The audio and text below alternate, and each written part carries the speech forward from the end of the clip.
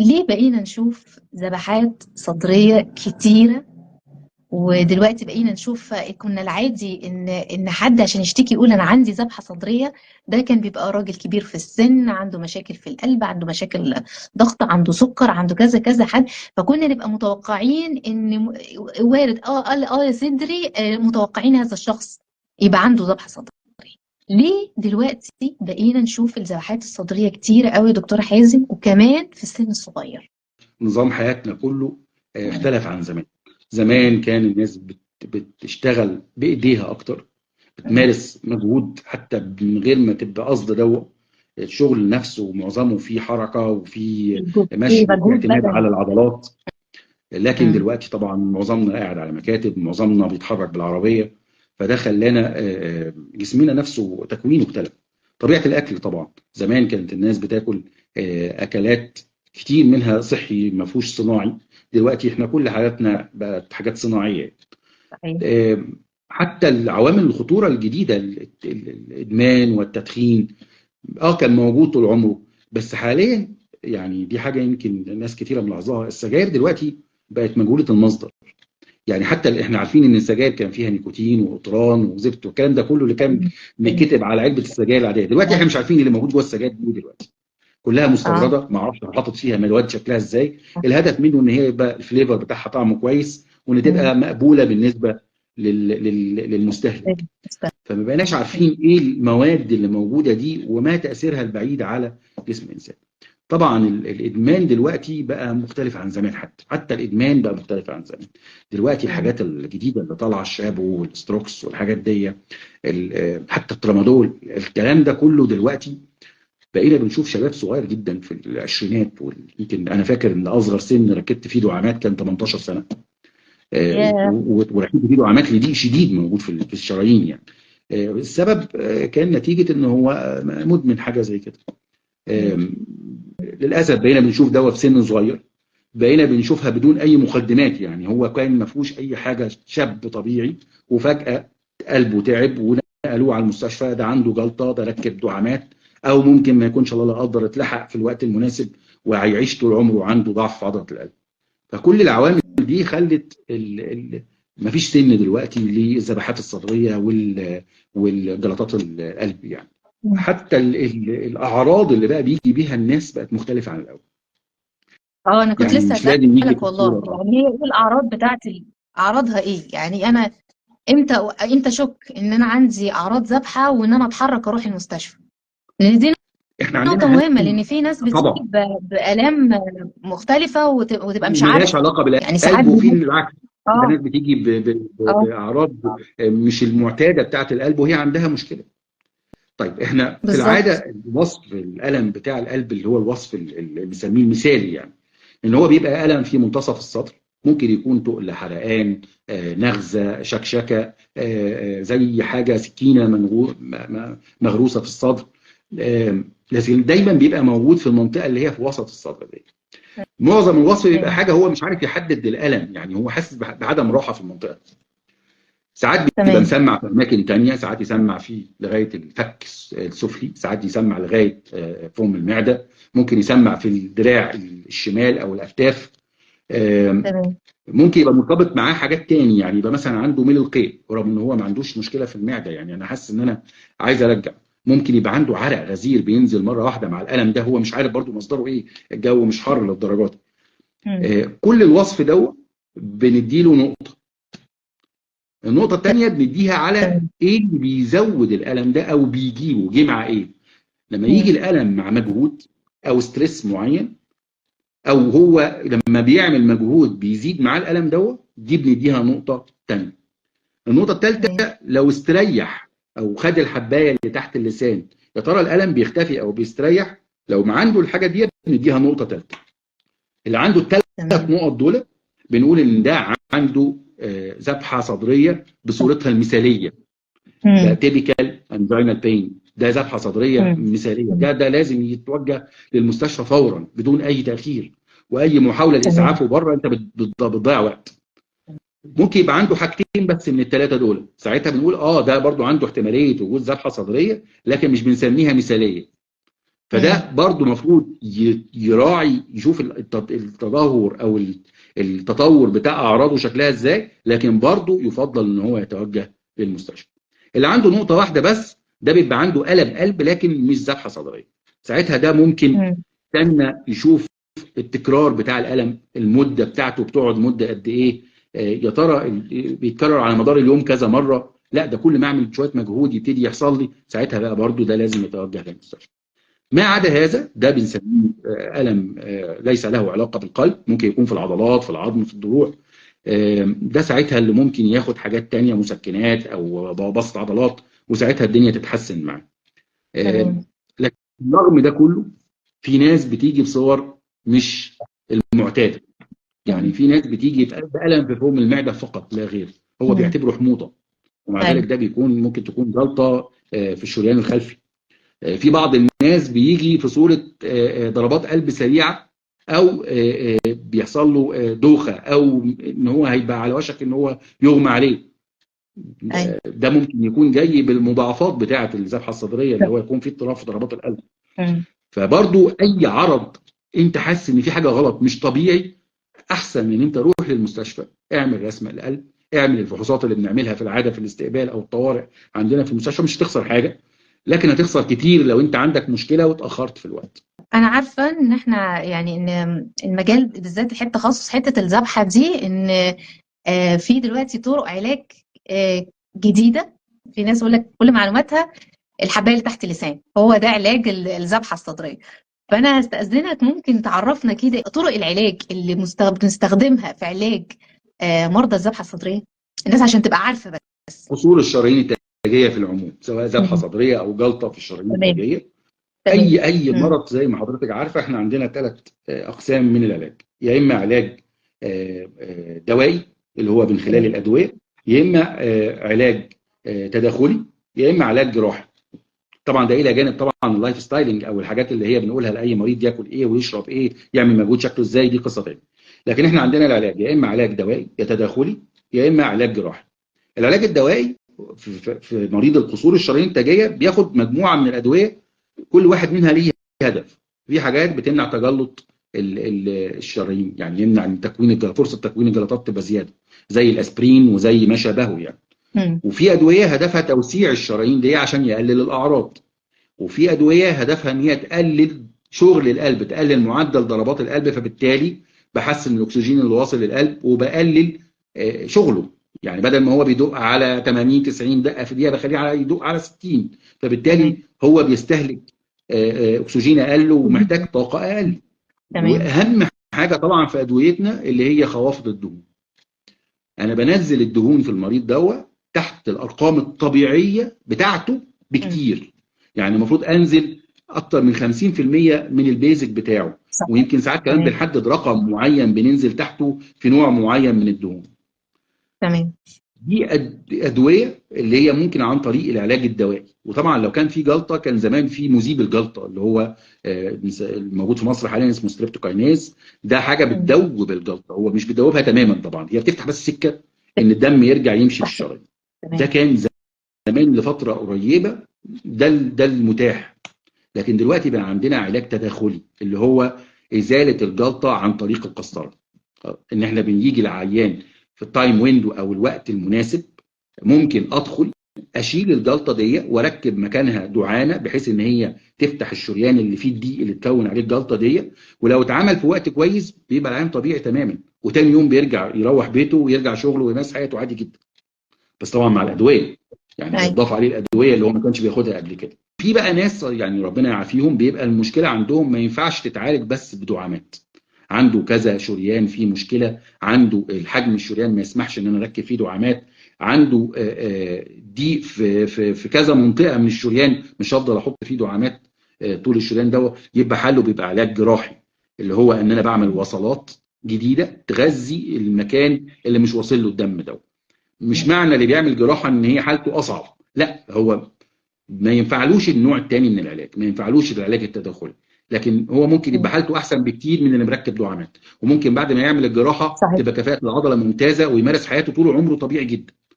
فمش صحيح. الناس ما تتخوفش من موضوع الجراحه، لا هو ده اوبشن من الاوبشنز او الحاجات المتاحه لينا في العلاج. العلاج الدوائي ثابت في كل الحالات، يعني لازم المريض ياخد ادويته، سواء عمل قسطره وركب دعامات او عمل قلب مفتوح وعمل وصلات شريانيه. لكن نوعيه العلاج بتختلف حسب المريض جاي بايه، بذبحه، بجلطه، دي موجود في الشريان ولا اكتر. برضو كفاءه العضله، يا ترى جاي برضو بهبوط في عضله القلب، ده بيحتاج ان احنا نتدخل بسرعه ونفتح الشريان عشان نحاول نحافظ على العضله دي.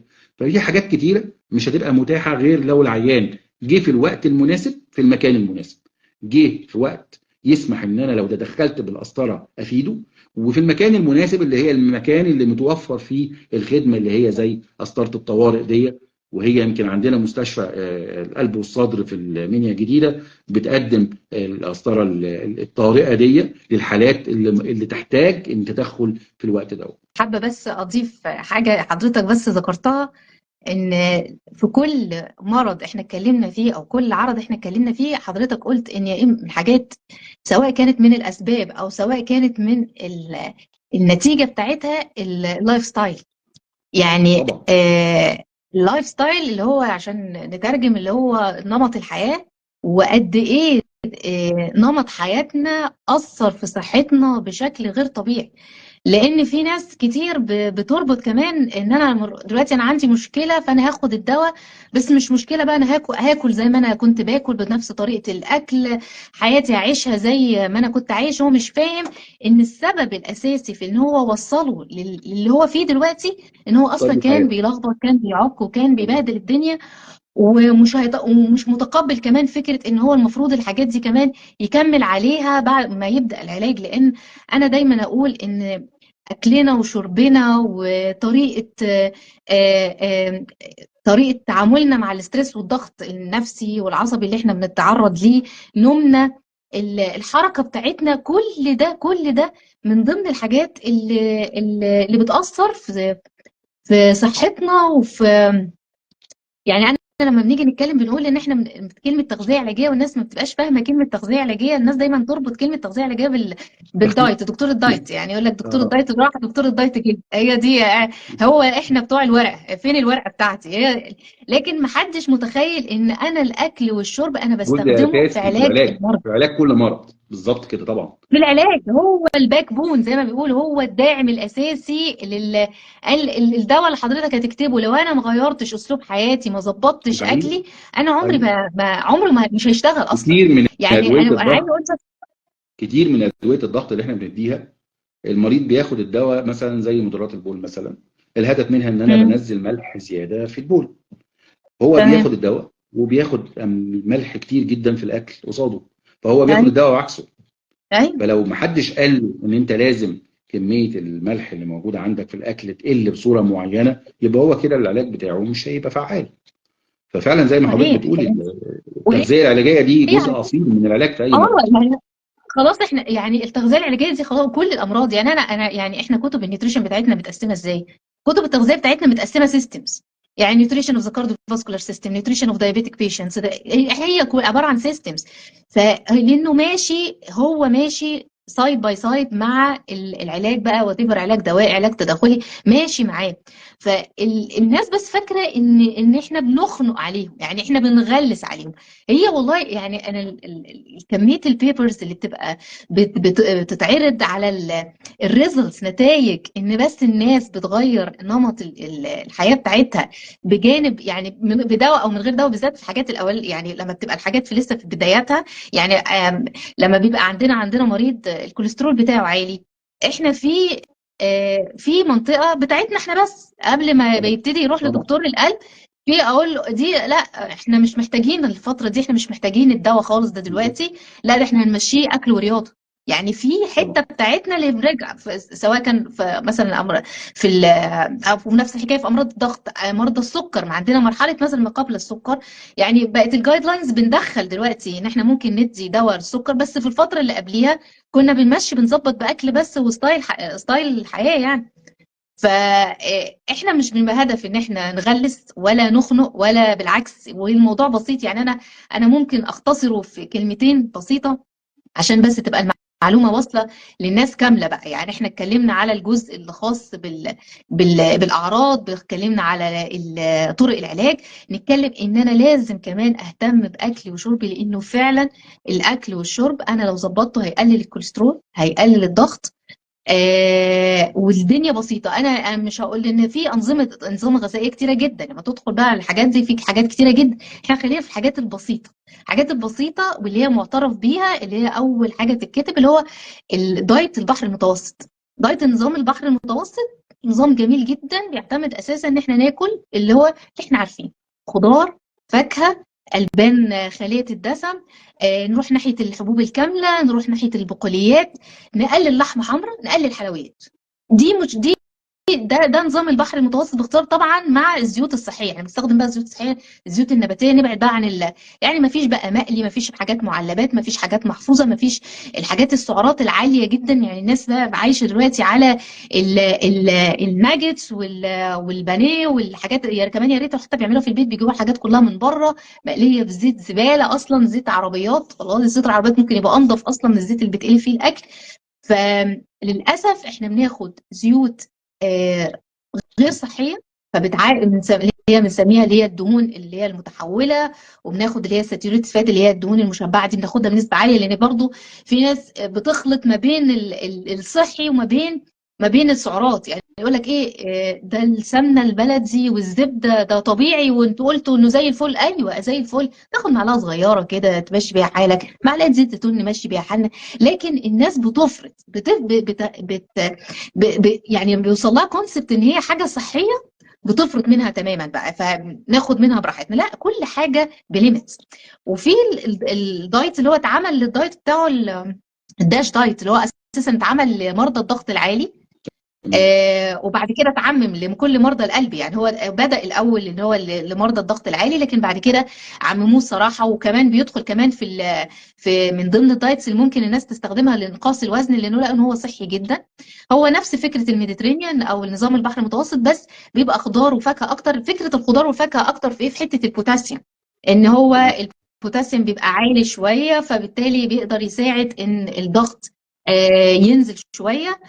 وبما اننا ذكرنا بقى البوتاسيوم، عايزه اتكلم على الملح البوتاسيوم عشان انا فاكره زمان اول ما نزل ملح البوتاسيوم ده، قال لك ده الملح اللي ما بيرفعش الضغط، ده الملح ده الملح اللي مش ملح. والناس كلها جريت دكتور سولت، ده بقى الاساسي اللي موجود على كل سفره، دكتور سولت، والناس تبقى ضميرها مرتاح كده وهي بتاخد الملح عملت ده. اللي عليه، ان هو عمل اللي والله عليه خلاص. انا ما باكلش ملح عادي، انا بقى عايش حياتي بالملح ايوه، البوتاسيوم. ده حقيقي، ده حقيقي. الناس لازم تعرف ان هو نصه صوديوم ونصه بوتاسيوم. هو نصه الملح العادي اللي احنا بتاع الاكل، نصه صوديوم ونصه بوتاسيوم. ومعظم مرضى القلب مش المفروض ياخدوا بوتاسيوم، لان طبعا في الغالب بيبقوا ماشيين على الادويه اللي هي بتعمل حاجه تدفع اسمها البوتاسيوم. بالعربي بقى بتخزن البوتاسيوم شويه، او بتقلل من خروج البوتاسيوم من الجسم. انا اروح بوتاسيوم واروح حاطه عليه بوتاسيوم، ادخل بقى العين من الناحيه الثانيه يعني صح. اجيب له بقى مشكله من الناحيه الثانيه. فالناس تاخد بالها قوي يا جماعه ان دكتور سولت ده مش هو ده البديل الصحي ابدا للملح. ومحدش قال ما تاخدوش ملح. على فكره الريكومنديشن كلها بتقول ان احنا ناخد نص معلقه ملح. محدد جرامات معينه من الملح لكل مرض. يعني محدد هو كل انا اللي البني عنده ادم هبوط عضله الطبيعي القلب المفروض بياخد ياخد. جرامات قد ايه، اللي عنده ضغط بياخد بالظبط، جرامات قد ايه. لكن بالظبط، الامتناع الكامل ده بالظبط. ما بنلجالوش غير في الحالات اللي هي هبوط عضله القلب المتقدم، اللي هو وصل اه، لمرحله بقى ان انا مش عارف اعمل معاه حاجه مهما اديته من مدرب بول، هو مش مش عارف مستجيب. تظبطه. فساعتها بعمل اللي هو السولت ريستريكشن، او ان انا بمنع اه، عنه الملح. لكن ما عدا بالظبط، هذا لا، انت المفروض تستهلك ملح، تستهلك صوديوم بدرجه معينه، بالظبط. احنا بس ما تزيدش محتاجين عن النص. الصوديوم. بالظبط. لينا رينج، يعني زي ما حضرتك قلت كل مرض بيبقى ليه الرينج بتاعه. وما نتمنعش، بالعكس ده ساعات في مرضى معينين انت لو قلت له الصوديوم قوي بتدخله في مشاكل تانية. طبعا. فالناس بتبقى خايفة من الموضوع دوت. فأنا حبيت بس يعني أضيف للكلام العظيم اللي حضرتك قلته حتة، بس إن الناس تهتم باللايف ستايل بتاعها، وتهتم بأكلها، وتهتم بشربها. الرياضة مش، ودلوقتي مش الرياضة عشان الناس بتربط الرياضة بالجيم، التخسيس. والله العظيم. لا لا لا خالص. بالتخسيس وبالجيم. احنا البني ادم الطبيعي اللي لا عايز يخس ولا عايز يتخن، اللي عايز بس يحافظ على صحته، المفروض يمشي نص ساعه يوميا 5 ايام في الاسبوع، ويلعب كمان تمارين مقاومه من 2 ل3 مرات في الاسبوع. يعني ده البني ده ادم ملوش الطبيعي اي اللي هو مش علاقه احنا مش بالتخسيس، ده اي المفروض اللي حاجه، هو اللي هو طريقه احنا حياتنا كلنا، المفروض ان احنا نبقى كلنا بنعمل كده. ده العادي. اه اللي هو العادي. انا كبني ادم عادي انا انزل امشي نص ساعه، اخد لي مشوار، اركن عربيتي بعيد، ولا انزل بدري شويه من التاكسي بحيث ان انا امشي شويه. فالناس دايما تربطها بان هي عايزه عشان تخس. لا، الرياضه مهمه جدا جدا، ومشي ابسط حاجه. يعني شوف، انا اقول لحضرتك حاجه. يعني انا لما اول ما اشتغلت في مجال النيوتريشن ده، كل شويه كانت بتنزل حاجات ابديتس بخصوص موضوع المشي ده، وبخصوص موضوع الرياضه، سوري. وحتى في المؤتمرات يقول لك مش عارف ايه، وندخل ما اعرفش نوع من الرياضه، مش عارف الهيت، وندخل البت، ونوع حاجات كده. بص، في الاخر خالص لقوا ان احسن وافضل حاجه المشي متوسط السرعه. لا تجري وتمد ونفسك يقطع، ولا الواحد يبقى ماشي كده اللي هو ايه المترنح اللي هو بتمشي الشوبينج دي. قال لك المشي متوسط السرعه ده، يعني مش عايزه اقول لك تاثيره على الكوليسترول، حضرتك عارف اكيد تاثيره على الكوليسترول، تاثيره على الضغط، تاثيره على كل جسمي، على الذاكره، على النوم، على حتى تقبلي في مواجهه الاسترس. يعني احنا دلوقتي يعني وبيبعدك احنا الاسترس حوالينا. مسافه بعيده خالص عن ان انت يبقى عندك فرصه حدوث مشاكل القلب. يعني انا اهو شخص طبيعي، احنا الاثنين بالظبط. طبيعيين، بس انا بمارس رياضه زي ما حضرتك بتقوليها كده، بمشي 5 ايام في الاسبوع نص ساعه. وانا برضو شخص طبيعي، بس ما بعملش ده. فرصه لما بنعمل، احنا عندنا حاجه كده اسمها ريسك ستراتيفيكيشن، او ان انا بحدد متوسط الخطر اللي موجود عند الشخص ده خلال ال10 سنين اللي جايه. تمام. دول الاثنين دول مختلفين تماما، بس الفرق الوحيد مهم. بينهم ان ده بيمارس الحد الادنى من المجهود اللي حضرتك بتقوليه والتاني ما مهم. بيمارس، رغم ان الاثنين ما عندهمش اي بالظبط. عوامل خطوره ثانيه. فده بالظبط. لوحده بيبعد الشخص مسافه عن ان هو يحصل له مشاكل في القلب بعد كده. فطبعا لا، دورها تمام. مهم جدا، الرياضه والاكل الصحي ده من الحاجات اللي احنا بنفتقدها بالذات في بلدنا في مصر هنا. وده يمكن احد الاسباب ان احنا عندنا اعلى معدلات لحدوث الذبحات الصدريه والجلطات في مصر بسبب القصه دي. مم. احنا والخليج طبعا صح. يمكن اكثر يعني مكانين. يعني بقينا انتخين انتخى فوق الانتخى، يعني حاجه كده غير طبيعيه.